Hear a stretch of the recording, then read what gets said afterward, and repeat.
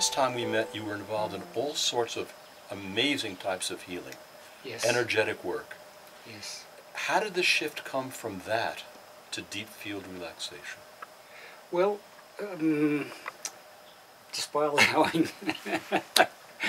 What happened is that, yes, of course, when I first started doing it, I was reading from the way that most people were working in talking about spiritual healing and so on. But then I discovered that if I were in different cultures, which I was many, many times, then the other cultures wouldn't understand. Well, it wasn't part of their understanding, and if I were stuck in one view, then I wouldn't be able to do, and I certainly wouldn't have been able to do all the work that I've done in 28 different countries. And so that's what I think was the most important thing, was to realise, let go of ideas that you're stuck with. And we all have those. We all have ideas that we were taught to do this, and that's why we'll stay with that, and I'll see the benefit because the teacher told me how to do it. Well, it doesn't mean that you don't have a teacher. It's very good to have someone who goes in front of you, but the best students are the ones that do better than the teacher. You should be bringing your students to the point where they have understood what you've achieved or what level you're at, and the idea of a good teacher would be allowing the students to go further ahead. And that's, I think, is one of the fundamental things. But are you finding now, as you travel the world, that people almost universally, across the board, are getting bogged down in stress? Absolutely, absolutely. Yes, it's a pandemic, and a lot of it is being deliberately generated, as we know, that where control of people has been taken into a deeper level than it ever used to be.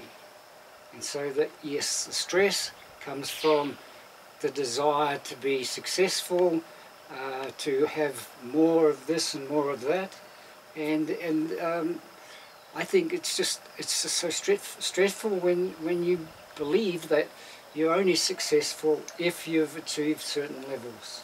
Interesting. Because one of the things that I find incredible to me is the expression that the kids use today is TMI, too much information. Yes. We're in information overwhelm. I get up every morning and there's no way I can clear my email. So I get up in the middle of the night to work on them as well. And I'm going, why am I doing this? Moving away from a really hectic society, as most of Europe is, as certainly America is, as certain countries in Asia are, and then coming to a place like Ecuador, finding it increasingly difficult and challenging for me just to let go, wind down, and let it be. Yes. And so for me, having a technique to use, being able to release going into the field, and allowing things to come to me and relinquishing control, I'd love to say I've mastered it, but I'm far from it. Well, I think it's a practice as well, isn't it? And I think it can begin by even a well-structured meditation. And people can get a great deal from doing meditation. But the difference is that with deep field relaxation, we learn and understand to let go of all of the structures. And so that we are so free of this having to fit into a preconceived idea, and we are able to allow whatever happens to be okay. We know that we can never know so many things, and one of the things with what used to be called healing is that we don't know the fundamental causes of anything. We can see the symptoms, and that's allopathic medicine again. But beyond that, when we reach that clarity of saying we can't know and become comfortable with that, it's like freedom. It's like, I understood. And what the wonderful thing then is that the miracles start happening, because it's not based on your ego. It's not based on your certificate on the wall. It's based on the outcomes that are brought to you. And as long as you're not looking for the outcome, and where you're not basing your success, what you think of as the outcomes, the freedom of that is really one of the fundamental things about deep field relaxation. And certainly so many people have emailed or telephoned or come to their seminars and have expressed exactly that. The freedom of saying, it's okay if I don't know. One of the things that I find extraordinary is we know collectively who we are, overwhelmed, burnt out, carrying the stress. What we don't know is who we are underneath that all at the very fundamental core level, because we're carrying such a sense of responsibility and shoulds and must and ideas and preconceived notions that we don't drop down into that inner core of ourselves. And this is one of the things that I find that deep field relaxation does. There's one thing to talk about it. The other thing is simply to have this experience one time. Yes. When you drop into the field, it's as if layer after layer after layer of just insisted material around you collapses and falls away. Yes. And part of you emerges that you always knew was there, but you were not able to contact. So I think of all things, this is probably the biggest gift that you give people with this technique. I can understand what you're saying, and I think that is very true. It is that with this principle, you can reach the point where you just simply know that's how it is, and you don't go away from a seminar, or you go away from reading the book saying, well, that was good, but I'll have to do another one. Right. Because that's what Right. we see all the time. People do a seminar, oh, well, it was great, but it was more like an entertainment than anything, and they have to come back for more and more. What we find is, along what you're saying, is that people get that, they get it. It's a phrase you've got to use. They get it. And then it's as though often they don't even need to be in touch again. Yeah, it's not stuff of the head. I mean, at the end of the day, I'm an empiricist. Yes. It's the actual experience Yes. that teaches me. And what I crave is not the knowledge about it.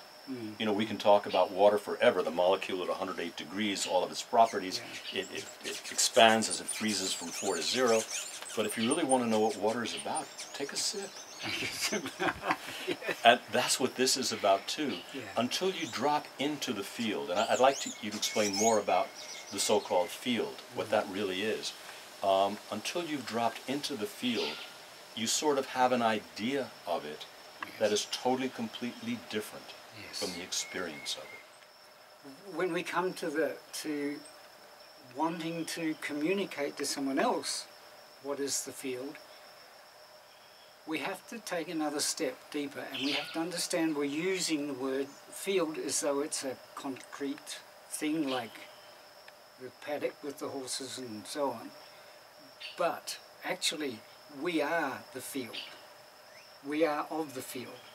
You can't separate yourself from it. You can't think, oh, now I'm in the field, because you are of the field. And that's the step, and that's the difficulty a lot of people have, is to be able to understand, yes, you can talk about the physics and the chemistry of all being interconnected and so on, and that's very fashionable nowadays. But the point is that you are the field. There's no separation. We need to use the words. We need to say, oh, this is a field, because it's a distinction from feeling the absolute separations. We've all been brought up with that understanding or the belief of that. But that's now fully understood to be not correct. And for me, that was one of the good things, was growing up in Polynesian countries, where they grow up with, and so did I, grow up with the understanding that there is no such thing as separation between time and space. So the field really is an expression of that personified, if you will, where we know that there is no space and time. In fact, I was in the Cook Islands in the Pacific, and I was talking about some chanting in one of the villages, and I said to Matai, the head of that village, I said, is that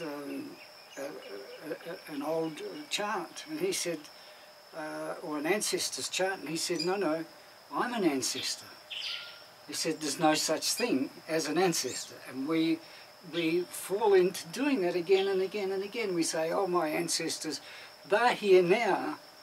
They're not visible, but there is no forward and back. Here you are now, and you are the field, not just in it. You know, I watched up growing up in the 50s and the 60s, the birth of Timothy Leary, LSD, and now all the things that are fashionable, the San Pedro, the ayahuasca, the magic mushrooms, marijuana, all the things that people do to create altered states of reality, to drop into what they think is going to be the field, to have this interaction with higher consciousness, which at the end is themselves. Yes. And I understand why people want that, why this is becoming increasingly popular. As the stress and overwhelm and burnout build up, people look for escape. Yes. That escape, unfortunately, has a price.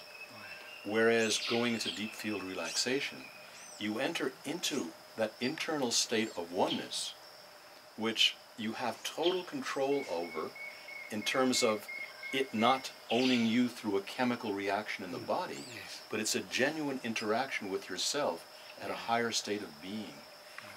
We can talk about it again forever and ever and ever.